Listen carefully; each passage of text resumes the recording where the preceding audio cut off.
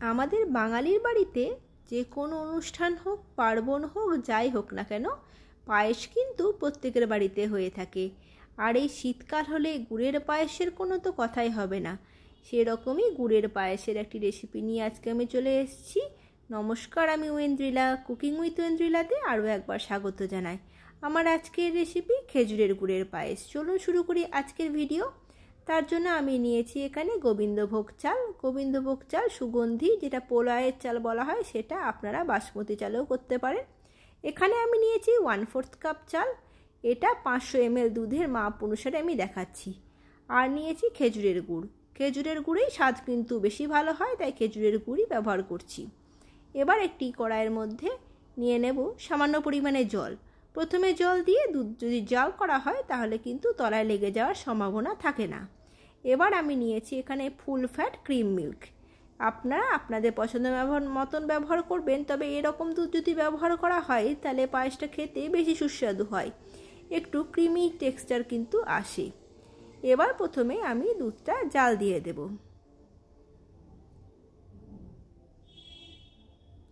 গ্যাসের ফ্লেমটা একদম লোতে রেখে দুধটা একটু পরিমাণে ঘন করে নেব। দুধের মাপ, চালের মাপ যদি ঠিকঠাক রাখেন তাহলে কিন্তু পায়েসটা সত্যি খুব সুস্বাদু হয়, আর খেতেও একদম ক্ষীরের মতন হয়। গ্যাসের ফ্লেমটা লোতে রেখে এভাবে কিন্তু দুধটা একটু ঘন করে নিতে হবে।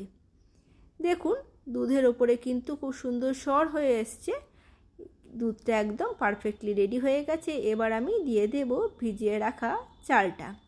চালটাকে কিন্তু আমি ভালো করে ধুয়ে নিয়েছি আর 15 মিনিট মতন ভিজিয়েও রেখেছিলাম। এবার আমি চালটা দিয়ে দেব। গ্যাসের ফ্লেমটা লোতে রেখে পায়েস করতে হবে, নাহলে কিন্তু তলায় লেগে যেতে পারে। ভালো করে তলা থেকে নেড়ে দেব, নাহলে কিন্তু তলায় লেগে যাবে। পায়েস রান্না করতে গেলে কিন্তু একটু সাবধানে করতে হয়, নাহলে কিন্তু লেগে যাওয়ার সম্ভাবনা থেকেই যায়। দেখুন অনবরত কিন্তু এভাবে নেড়ে পায়েসটা রান্না করে নিতে হবে। পায়েসের চাল সেদ্ধ হতে হতেই দুধটা কিন্তু আরও ঘন হয়ে যাবে, তাই এই মাপেই কিন্তু ব্যবহার করবেন। তাতে আপনারা লক্ষ্য করবেন পায়েসটা একটা ক্ষীরের স্বাদও আসছে। দেখুন চালটা আমার কিন্তু অর্ধেক সেদ্ধ হয়ে গেছে। এবার আমি দিয়ে দেব কাজু। কাজু দিয়েছি, আপনারা কাজু কিশমিশ যা পছন্দ করেন সেই অনুসারে দেবেন। আবারও খুব ভালো করে মিশিয়ে নেব। এই পায়েস রান্না করতে এলাচ, তেজপাতা এগুলো কোনো কিছুরই ব্যবহার করার প্রয়োজন হয় না, কারণ চাল আর গুড়ের একটা নিজস্ব গন্ধ আছে, সেটা কিন্তু নষ্ট হয়ে যেতে পারে। এবার গ্যাসের ফ্লেমটা একদম বন্ধ করে দিয়ে খেজুরের গুড়টা আমি দিয়ে দেব।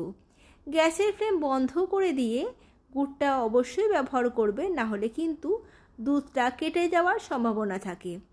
গ্যাসের ফ্লেমটা বন্ধ হয়ে গেলে একটু ঠান্ডা হলে তবে কিন্তু গুড়টা ব্যবহার করবেন। এই টিপসটা কিন্তু অবশ্যই মনে রাখবেন, কিন্তু একটা পারফেক্ট গুড়ের পায়েস বানানোর জন্য। দুধটা যে পরিমাণে গরম আছে তাতে গুড়টা অনায়াসে কিন্তু গলে যাবে। দেখুন আস্তে আস্তে গুড়টা কিন্তু গলে যাচ্ছে, আর পায়েসের রঙটাও পরিবর্তন হচ্ছে। খুব ভালো করে আমার মেশানো হয়ে গেছে, গুড়টা পুরোপুরি গলে গেছে। এবার গ্যাসের ফ্লেমটা আবারও অন করে দেব। পায়েস রান্নার একদম শেষ পর্যায়ে আমরা চলে এসেছি। এর থেকে বেশি ঘন করব না, কারণ ঠান্ডা হলে পায়েসটা আরও ঘন হয়ে যাবে। ঠান্ডা হলে আপনাদেরকে আমি দেখাচ্ছি। দেখুন ঠান্ডা হয়ে গেছে আর পায়েসটা কিন্তু অনেকটাই জমে গেছে। এবার পরিবেশন করে দেখাচ্ছি কতটা সুন্দর হয়েছে।